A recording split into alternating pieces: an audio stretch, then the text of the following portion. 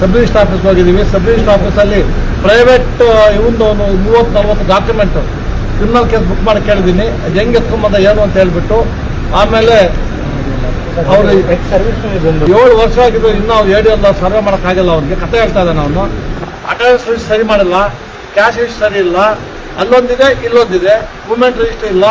10:30 ಹೋಗ್ತಾರೆ, 10 ಗಂಟೆಗೆ ಬರ್ತಾರೆ.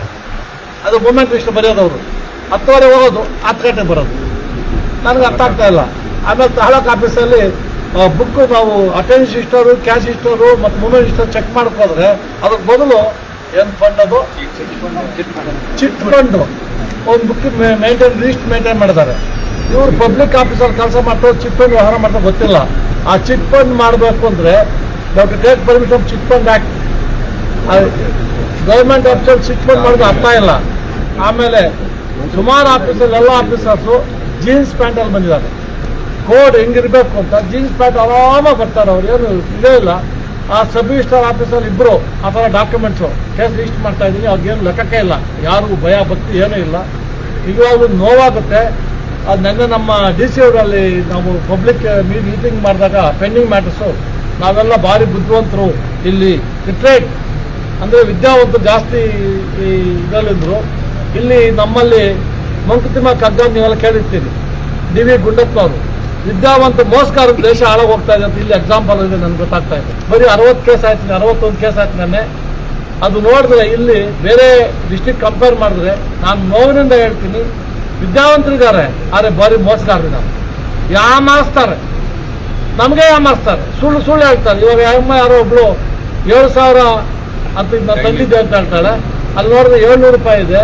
ಏನಮ್ಮ ಅಂದರೆ ಸರ್ ನಾನು ತಂಗಿಗೆ ಕೊಟ್ಟೆ ಅಂತ. ತಂಗಿಗೆ ಫೋನ್ ಮಾಡಿದ್ರೆ ನಮ್ಮ ಮನೆಯಲ್ಲೇ ಕೊಟ್ಟರು, ಇವಳು ಬಂದು ಆಫೀಸ್ ತೊಗೊಂಡೋದ್ರು, ಸುಳ್ಳು ಹೇಳ್ತಾಳೆ. ಇದು ಕೇಸು. ಇವಾಗ ಯಾವ್ಯಾವುದು ನೀವು ಆಫೀಸ್ ರಿಜಿಸ್ಟರ್ ನಾನು ಬಂದಿದ್ದನೋ ಎಲ್ಲ ಸುಮೋಟಕ್ಕೆ ನಾನು ರಿಜಿಸ್ಟರ್ ಮಾಡ್ತಾ ಇದ್ದೀನಿ. I will not tolerate such thing. ನಿಮ್ಮ STFಗೆ ಹೋಗಿದ್ದೀವಿ ಅಲ್ಲಿ ಬೆಳಗ್ಗೆ ನಾವು. ಅದು ಗಲೀಜು ನೀರು ಹೆಂಗೆ ಹೋಗ್ತಾ ಇದೆ ಅಂದರೆ ಸಮುದ್ರಕ್ಕೆ ಹೋಗ್ತಾ ಇದೆ. ಅಲ್ಲಿಗೆ ನೋಡ್ಕೊಂಡು ಬಂದ್ವಿ ಸಮುದ್ರಕ್ಕೆ ಹೆಂಗೆ ಕನೆಕ್ಷನ್ ಆಗ್ತಾ ಇದೆ ಅಂತೆ. ಅಲ್ಲಿ ಬಂದರು ಹಿಂದ್ಗಡೆ ಬುಷಸ್ ಬಂದಿದೆ, ಯಾರು ಕ್ಲೀನ್ ಮಾಡ್ತಾ ಇಲ್ಲ. ಆ STFದು ನಿಮ್ಮ ಬಂದರದು ನಾನು ಕೇಸ್ ಸುಮೋಟ ಕೇಸ್ ರಿಜಿಸ್ಟರ್ ಮಾಡ್ತಾ ಇದ್ದೇನೆ. ಏನೇನೂ ಇಲ್ಲ. ಅದು ಗಲೀಜು ನೀರು ಮಾಡಿ ನಮ್ಮ ಉಡುಪಿ ಜನಕ್ಕೆ ಕೊಟ್ಟು ಅದು ಸಮುದ್ರಕ್ಕೆ ಹೋಗಿ ನಾವು ಬೆಂಗಳೂರು ಜನ ತಿಂತಾ ಇದ್ದೀವಿ ಮೀನನ್ನು. ಇವಾಗ ಅಲ್ಲಿ ಬ್ಲೀಡಿಂಗ್ ಸತ್ತೋಗಿದೆ. ಇದೆಲ್ಲ ಕೆಮಿಕಲ್ಸ್ ಹೋಗಿ ಬ್ಲೀಡಿಂಗ್ ಇಲ್ಲುವಂಥ ಸಮುದ್ರದಲ್ಲಿ. ಅದಾದ್ಮೇಲೆ ನಿಮ್ಮ ಬಸ್ ಸ್ಟ್ಯಾಂಡ್ ಬಂದಿದ್ವಿ. ನಿಮ್ಮ ಬಸ್ ಸ್ಟ್ಯಾಂಡಲ್ಲಿ ಅವನು ಡ್ರಮ್ ಇಟ್ಬಿಟ್ಟಾನೆ, ಓಪನ್ ಡ್ರಮ್, ಗಲೀಜು. ಗಲೀಜಲ್ಲ, ಅದಕ್ಕೆ ಇವತ್ತು ಅದೆಲ್ಲ ಕ್ಲೀನ್ ಮಾಡಿ ಅದು ಸಪ್ರೇಟು ಓಪನ್ ಆಗಿ ಅದಕ್ಕೆ ಒಳಗೆ ಮುಚ್ಕೊಳುತ್ತೆ. ಆ ಥರ ಆ ಟಾಯ್ಲೆಟ್ಸ್ ಕ್ಲೀನ್ ಮಾಡಬೇಕು. ಹೋಟ್ಲಲ್ಲಿ ಬೋರ್ಡ್ ಹಾಕಿಲ್ಲ, ಅವನು ರೇಟು ಬೋರ್ಡ್ ಹಾಕಿಲ್ಲ, ಅದೆಲ್ಲ ಹಾಕಬೇಕು. ಸಬ್ ರಿಜಿಸ್ಟರ್ ಆಫೀಸ್ ಹೋಗಿದ್ದೀವಿ. ಸಬ್ ರಿಜಿಸ್ಟರ್ ಆಫೀಸಲ್ಲಿ ಪ್ರೈವೇಟ್ ಇವಂದು 30-40 ಡಾಕ್ಯುಮೆಂಟು ಕ್ರಿಮಿನಲ್ ಕೇಸ್ ಬುಕ್ ಮಾಡಿ ಕೇಳಿದ್ದೀನಿ. ಅದು ಹೆಂಗೆ ಎತ್ಕೊಂಬಂದ ಏನು ಅಂತ ಹೇಳ್ಬಿಟ್ಟು ಆಮೇಲೆ ಅವರು 7 ವರ್ಷ ಆಗಿದ್ದು ಇನ್ನೂ ಅವ್ರು ಎಲ್ಲ ಸರ್ವೆ ಮಾಡೋಕ್ಕಾಗಿಲ್ಲ. ಅವ್ನಿಗೆ ಕತೆ ಹೇಳ್ತಾ ಇದ್ದಾನೆ. ಅವನು ಅಟೆಂಡೆನ್ಸ್ ಲಿಸ್ಟ್ ಸರಿ ಮಾಡಿಲ್ಲ, ಕ್ಯಾಶ್ ಲಿಸ್ಟ್ ಸರಿ ಇಲ್ಲ, ಅಲ್ಲೊಂದಿದೆ ಇಲ್ಲೊಂದಿದೆ, ಮೂಮೆಂಟ್ ರಿಜಿಸ್ಟರ್ ಇಲ್ಲ. 10:30 ಹೋಗ್ತಾರೆ, 10 ಗಂಟೆಗೆ ಬರ್ತಾರೆ. ಅದು ಮೂಮೆಂಟ್ ರಿಜಿಸ್ಟರ್ ಬರೆಯೋದವರು 10:30 ಹೋಗೋದು, 10 ಗಂಟೆಗೆ ಬರೋದು. ನನಗೆ ಅರ್ಥ ಆಗ್ತಾ ಇಲ್ಲ. ಆಮೇಲೆ ತಾಲೂಕು ಆಫೀಸಲ್ಲಿ ಬುಕ್ಕು ನಾವು ಅಟೆಂಡೆನ್ಸ್ ಹಿಸ್ಟರು, ಕ್ಯಾಶ್ ಹಿಸ್ಟರು ಮತ್ತು ಮೂಮೆಂಟ್ ಹಿಸ್ಟರ್ ಚೆಕ್ ಹೋದ್ರೆ ಅದಕ್ಕೆ ಬದಲು ಏನು ಫಂಡ್ ಅದು ಚಿಟ್ ಫಂಡು ಒಂದು ಬುಕ್ ಲಿಸ್ಟ್ ಮೇಂಟೈನ್ ಮಾಡಿದ್ದಾರೆ. ಇವರು ಪಬ್ಲಿಕ್ ಆಫೀಸಲ್ಲಿ ಕೆಲಸ ಮಾಡ್ತಾರೆ, ಚಿಟ್ ಫಂಡ್ ವ್ಯವಹಾರ ಮಾಡ್ತಾರೆ ಗೊತ್ತಿಲ್ಲ. ಆ ಚಿಟ್ ಫಂಡ್ ಮಾಡಬೇಕು ಅಂದರೆ take permission chit fund act, government ಆಫೀಸಲ್ಲಿ ಚಿಟ್ ಫಂಡ್ ಮಾಡೋದು ಅರ್ಥ ಇಲ್ಲ. ಆಮೇಲೆ ಸುಮಾರು ಆಫೀಸಲ್ಲಿ ಎಲ್ಲ ಆಫೀಸರ್ಸು ಜೀನ್ಸ್ ಪ್ಯಾಂಟಲ್ಲಿ ಬಂದಿದ್ದಾರೆ. ಕೋಡ್ ಹೆಂಗಿರಬೇಕು ಅಂತ ಜೀನ್ಸ್ ಪ್ಯಾಂಟ್ ಆರಾಮಾಗಿ ಬರ್ತಾರೆ. ಅವ್ರು ಏನು ಇದೇ ಇಲ್ಲ.